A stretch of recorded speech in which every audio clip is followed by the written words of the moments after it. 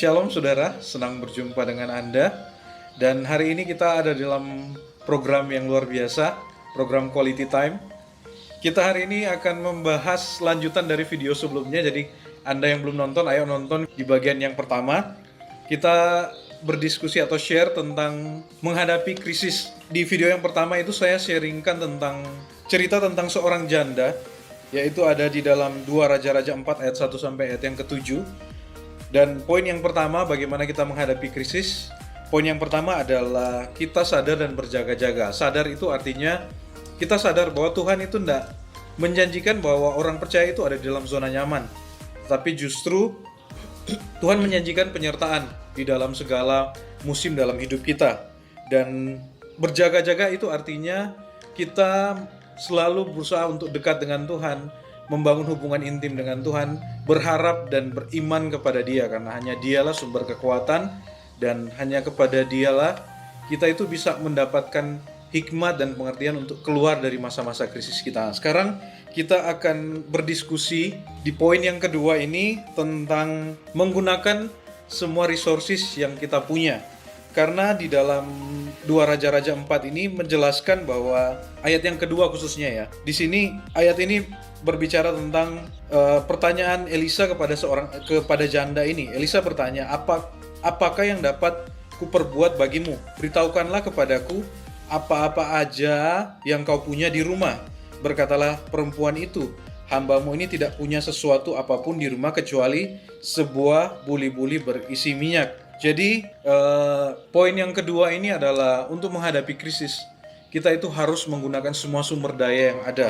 Dan kita itu serahkan ke dalam tangan Tuhan, biar Tuhan yang melipat gandakan segala sumber daya yang kita punya. Seperti janda ini ketika dia mengalami krisis, mengalami masalah, janda ini ditanya oleh Elisa, apa yang kamu punya? Dia berkata, yang saya punya hanya sebuah buli-buli yang berisi minyak. Dan hari ini kita akan bahas aplikasinya atau penerapan setiap hari keseharian di rumah kita. Nah, hari ini sudah ada seorang sahabat. Kemarin saya belum perkenalkan namanya. Jadi bisa perkenalkan? Oke, nama saya Dev Bosidi. Untuk pekerjaan saya sejauh ini adalah bergerak di bidang jasa, yaitu jasa dekorasi untuk event, birthday, wedding, dan lain-lain. Seperti itu sih. Oke, jadi kita tahu bersama Dev ini adalah seorang pengusaha yang bergerak di bidang jasa. Nah, untuk tahu bagaimana aplikasinya menggunakan sumber daya seperti janda ini, jadi dia hanya punya sebuah buli-buli minyak. Sumber daya yang kita gunakan sekarang ada banyak hal. Di tengah-tengah keterbatasan kita, mungkin kita dibatasi. Jadi kalau berbicara tentang ini, Dev, tentang menggunakan semua resources kita yang ada. Ya, hari ini kan kita tahu bahwa pemerintah itu membatasi kita, dan sekarang banyak istilah yang digunakan di media sosial dan lain-lain, hashtag di rumah aja, gitu. Nah, ini yang saya pengen tanyakan ke Dev. Kira-kira menggunakan resources itu seperti apa? Resourcesnya apa? Dan bagaimana cara penerapannya? Oke, nah ya saya diberkati sekali dengan di ayat 2 Raja-Raja 4 ayat 2 ini. Di situ Elisa tanya, kamu punya apa di rumah, kayak gitu. Dan janda ini cuma bilang, saya cuma punya sebuah buli-buli berisi minyak. Kalau bisa digambarkan, mungkin buli-buli itu ya sekecil inilah, seperti gitu, buli-buli berisi minyak. Dan mungkin bagi janda itu tidak terlalu berpengaruh apa-apa kayak gitu loh. Nah, tapi sama aplikasinya hari ini dalam kehidupan kita sehari-hari. Jangan dulu mencari sesuatu hal yang berada di luar. Sumber daya itu diberikan kepada kita, itu pasti ada di dalam dirinya kita dan ada di sekelilingnya kita. Jadi bukan yang tidak ada pada kita, tapi sesuatu hal yang ada di dalam diri kita. Cuma mungkin hari ini kita tidak menyangka bahwa itu bisa menjadi resources kayak gitu.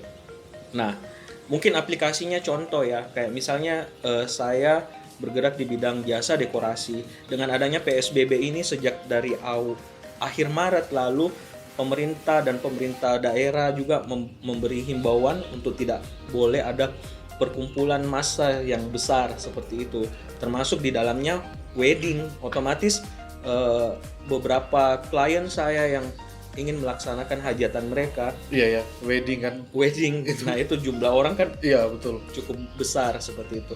Otomatis mereka tidak bisa melaksanakan acaranya karena adanya anjuran atau himbauan dari pemerintah seperti itu, dan mereka mereschedule. Nah, secara pemasukan untuk jasa dekorasi ya pasti akan berubah menjadi turun.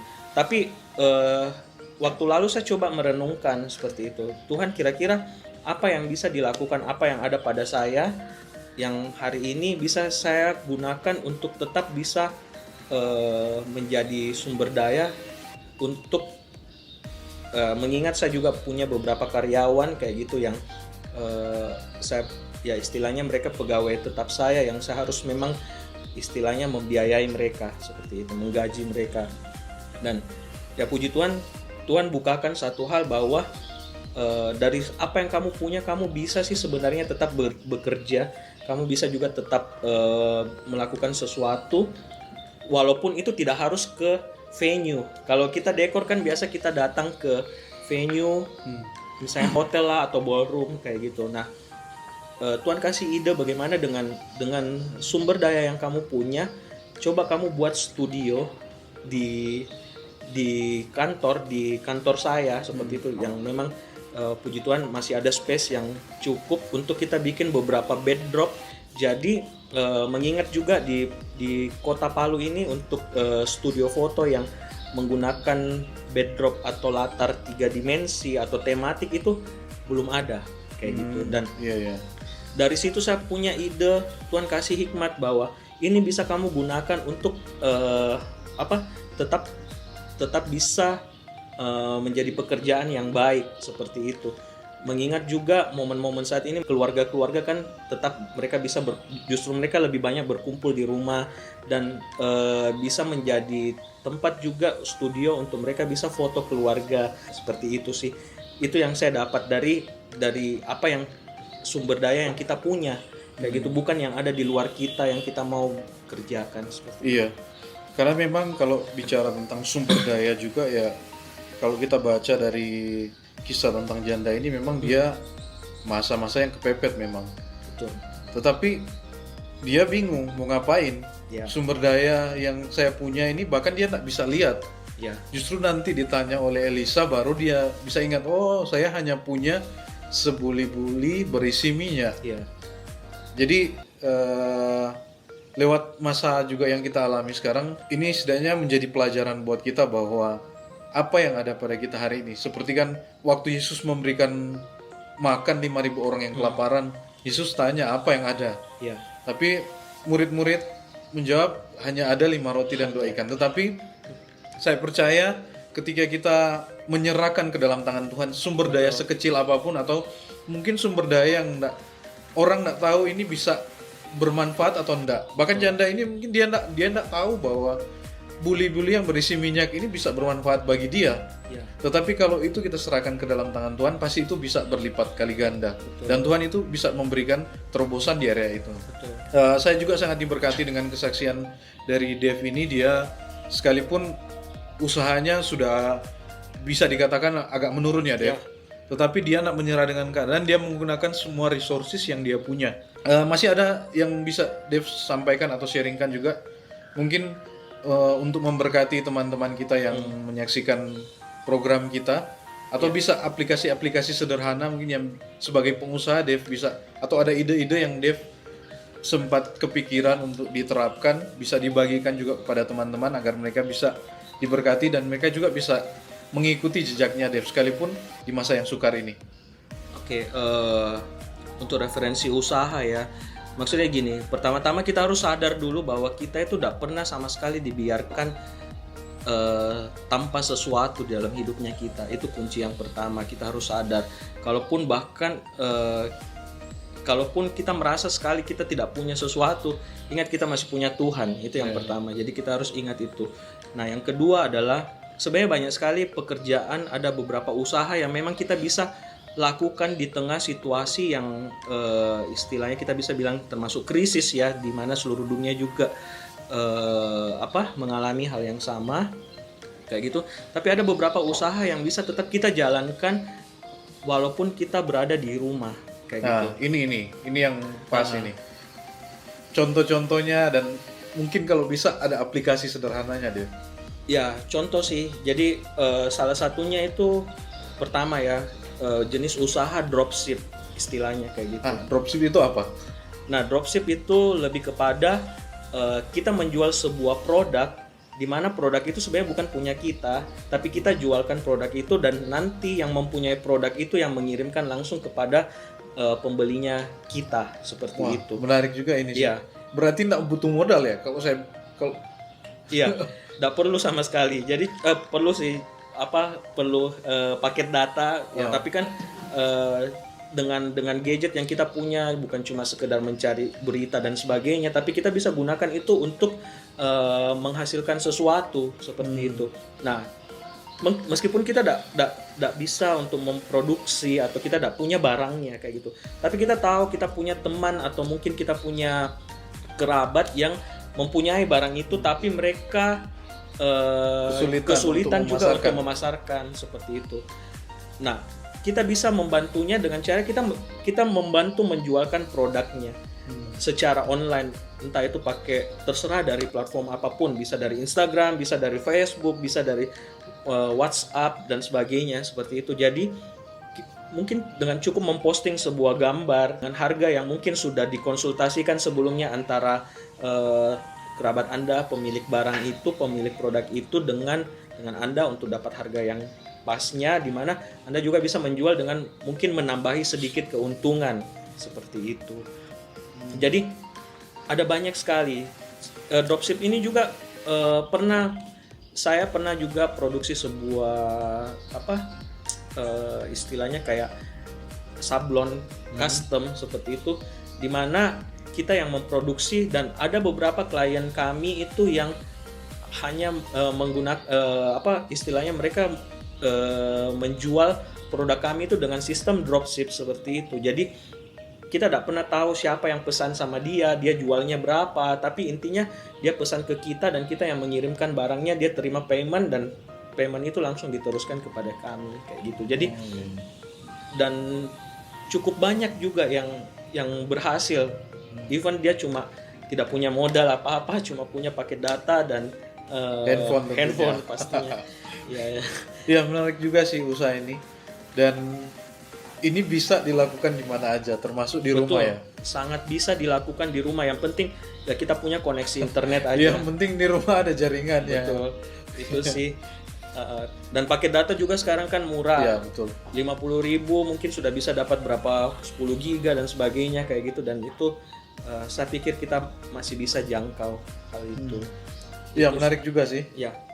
Itu sih salah satu contoh-contoh yang bisa kita aplikasikan selama di masa-masa yang seperti ini. Iya, bakat-bakat kita juga ya bisa disalurkan. Benar. Untuk jadi usaha juga ya. Betul sekali. Misalnya gini, kita punya sense of art di bidang istilahnya kita bisa desain grafis dan sebagainya. Yang kita orang desain grafis pasti sudah punya toolsnya ya, seperti komputer dan sebagainya, laptop yang bisa dipakai yang untuk support untuk desain.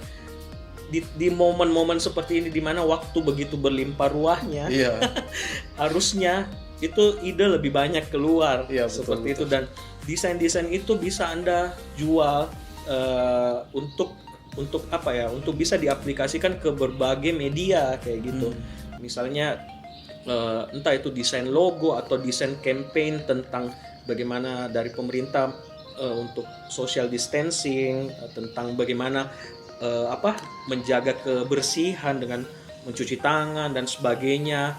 Desain-desain seperti itu yang mudah ditangkap, mudah dimengerti oleh banyak orang, ataupun desain-desain intinya yang apa yang keluar dari dalam pikirannya kita, imajinasinya kita, itu harusnya bisa menghasilkan. Iklan-iklan juga kayak makanan, orang yang usaha makanan bisa bantu untuk didesainkan juga ya. Kayak gitu. Dari desain grafis, mungkin juga bagi Anda yang seorang musisi, ada bakat di bidang musik ataupun nyanyi, di momen-momen seperti ini Anda bisa mungkin lebih banyak waktu juga yang istilahnya yang kita punya itu bisa kita luangkan dengan kita mungkin bisa menulis sebuah lagu, atau kita mengcover sebuah lagu, atau kita mengarrange ulang sebuah musik seperti itu, dan itu juga bisa menghasilkan seperti itu. Tujuannya sih paling utama adalah sebenarnya dari yang kita lakukan itu dampaknya adalah kita bisa minimal kita bisa menginspirasi orang lain kayak gitu. Iya, Mungkin hari ini kita belum dapat sih profitnya apa gitu. Aduh, belum menghasilkan duit nih, atau mungkin kalau YouTube kita harus punya subscriber berapa dan harus berapa viewer kayak gitu. Tapi minimal dari orang-orang sekitar kita itu sudah bisa terinspirasi dari apa yang kita kerjakan. Seperti itu. Iya, menarik juga ya pembahasan ini. Jadi buat teman-teman sekalian, buat saudara sekalian yang menyaksikan video ini adalah pembicaraan singkat kami, dan ingat untuk menggunakan sumber daya yang ada itu kadang kita tidak perlu cari sumber daya di luar yang membuat kita itu Lebih sulit lagi. lebih sulit justru. Tapi kadang kita tidak sadar justru sumber daya yang kita punya itu yang ada di rumah, ada yang ada dalam diri kita. Kadang kita tidak sadar itu justru yang bisa untuk memberkati kehidupan kita. Contohnya ya, kayak janda ini ya. Elisa justru hanya tanya, apa yang kamu punya? Iya. Justru apa yang ada yang kita miliki hari ini, barang sesederhana apapun atau sumber daya sesederhana apapun, kalau kita itu menggunakannya dengan baik, kita mengelolanya dengan baik, kalau kita gunakan itu sebaik mungkin, kita serahkan ke dalam tangan Tuhan, saya percaya Tuhan sanggup untuk melipat gandakan semua yang kita miliki. Ya.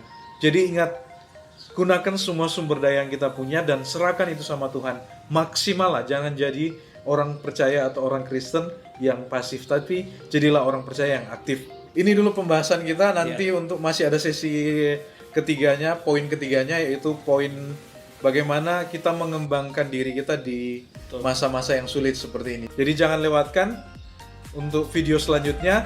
Sampai jumpa lagi, Tuhan Yesus memberkati.